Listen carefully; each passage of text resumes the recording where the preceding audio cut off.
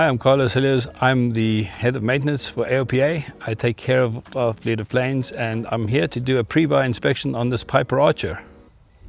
So on the wing, we're looking for the general skin condition and corrosion, dents, and here's a little dent. It's very small and it's actually fixable, so we're not too worried about that.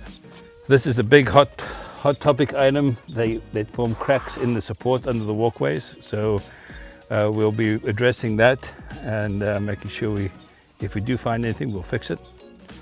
And then there's all kinds of little general dings and dents, and we have to basically make the call whether we reskin or rework the dents.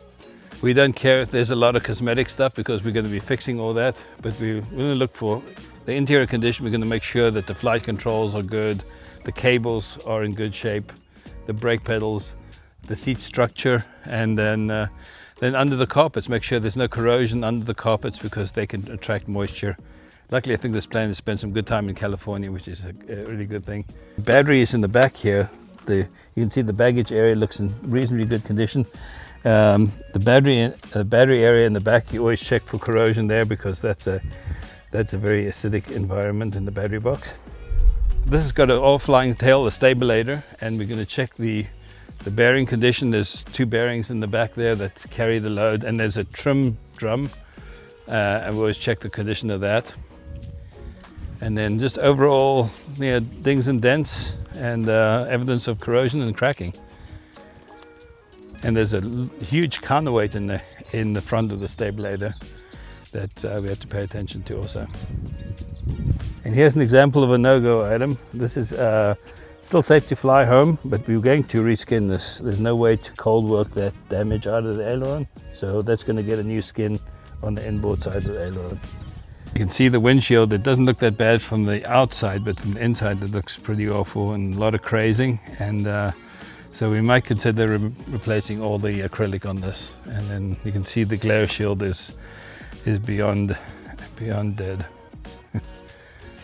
This engine is sealed up, but the things we look for in this engine is basically the compression and the overall condition of the engine, how bad the oil leaks, is it safe to ferry home, and this engine has got 2,400 hours on it, so it's showing signs of age, but it's for all indications it's a good and solid engine, and I think it's going to be quite safe to ferry home and fly for a while before we put another engine on. Really concerned about longevity items, making sure that there's nothing that's going to bite us during the restoration of this airplane if we go ahead with the project. What I'm doing here is a compression check. They also call it a leak down check, and it's sort of a health indication of the engine cylinders.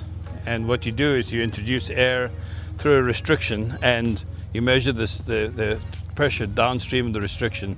The more leakage in the cylinder, the lower the secondary number on this right-hand gauge.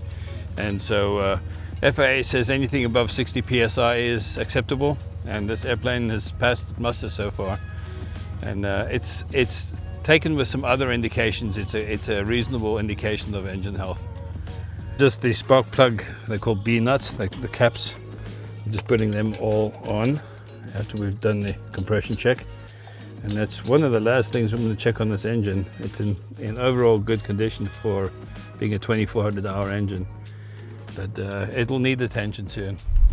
So the most important things that we're going to do with this airplane, because it's a different kind of pre-buy, it's for a sweepstakes plane, is we're going to look at flight safety items mostly. This plane has to fly home safely, and have long-term health. In other words, we don't want to find something that we didn't look at and it's going to cost a ton of money to fix. So those are the things that really make it different than the regular pre-buy.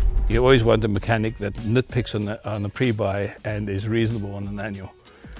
In this case, we're not nitpicking, we just want to make sure we're safe, and because we know that the plane is in need of a lot of cosmetic attention. And so this is a slightly different flavor of inspection than you'd normally get.